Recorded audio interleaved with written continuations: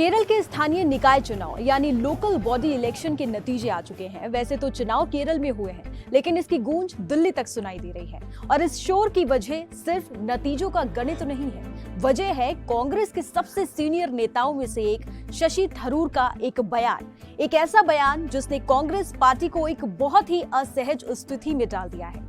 सवाल ये है कि क्या अपने ही गढ़ में कांग्रेस की हार और बीजेपी की जीत पर शशि थरूर खुश हैं या फिर उन्होंने जो कहा वो सिर्फ एक खेल भावना है। आज इस वीडियो में इसी को डिकोड करेंगे। नमस्कार, मेरा नाम है अनुषी गुप्ता और आप देख रहे हैं एनडीटीवी इंडिया।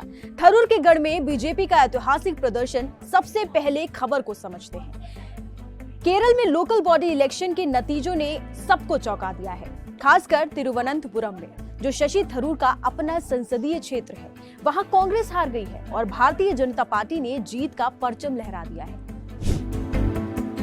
ये अपने आप में एक बहुत बड़ी खबर है, क्योंकि केरल को लेफ्ट और कांग्रेस का गढ़ माना जाता रहा है। लेकिन कहानी में ट्विस्ट तब आया जब नतीजे आते ही शशि थरूर ने सोशल मीडिया पर एक लंबा चौड़ा पोस्ट लिख डाला। आमतौर पर जब पार्टी हारती है तो नेता ईवीएम को, सिस्टम को या फिर विरोधी पार्टी को, रणनीतियों को कोसती है, लेकिन शशि थरूर ने ऐसा नहीं किया। उन्होंने यूडीएफ को बधाई दी, लेकिन साथ ही साथ उन्होंने जो बीजेपी के लिए लिखा वो कांग्रेस आलाकमान के गले नहीं उतर रहा है। थरूर ने साफ शब्दों में लिखा कि मैं तिरुवनंतपुरम में बीजेपी की ऐतिहासिक प्रदर्शन को स्वीकार करता हूं और नगर निगम में उनकी महत्वपूर्ण जीत पर विनम्र बधाई भी देता हूं।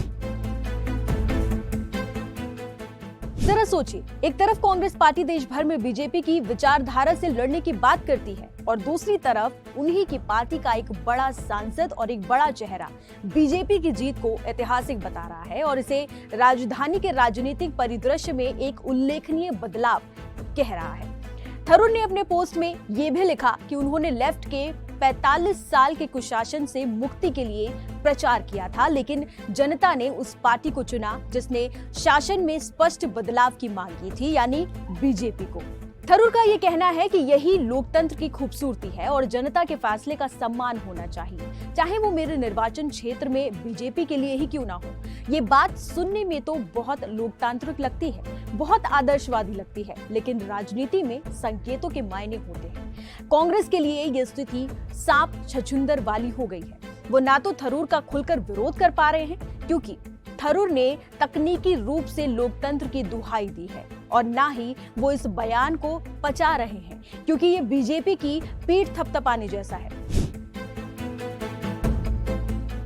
अब सबसे बड़ा सवाल ये है कि कांग्रेस आगे क्या करेगी। शशि थरूर और कांग्रेस नेतृत्व के बीच का रिश्ता पिछले कुछ सालों में कभी हाँ कभी ना वाला रहा है। कांग्रेस की केरल यूनिट के कई नेता दबी जुबान में अक्सर ये कहते रहे हैं कि थरूर का सॉफ्ट कॉर्नर बीजेपी की तरफ ज्यादा है। कई बार उन्हें साइडलाइन करने की कोशिश भी हुई, लेकिन कभी कोई बड़ा एक्शन लिया ही नहीं गया। लेकिन इस बार चुनाव के बाद मामला थोड़ा सा अलग दिखाई दे रहा है। ये चुनाव 2026 के विधानसभा चुनाव से ठीक पहले का सेमीफाइनल था, और सेमीफाइनल में अगर आपका अपना खिलाड़ी विरोधी टीम की तारीफ करने लग जाए तो फाइनल मैच की रणनीति पर सवाल उठना तो लाजमी ही है। क्या कांग्रेस इसे थरूर की एक और बौद्धिक भूल मानकर चुप्पी साध लेगी, या फिर इस बार कोई कड़ा संदेश दिया जाएगा? फिलहाल कांग्रेस की तरफ से सन्नाटा है, लेकिन राजनीति में सन्नाटा अक्सर किसी बड़े तूफान का इशारा माना जाता है। थरूर ने तो आगे बढ़ते रहो का नारा दे दिया है, लेकिन कांग्रेस किस दिशा में आगे बढ़ेगी ये देखना दिलचस्प होगा।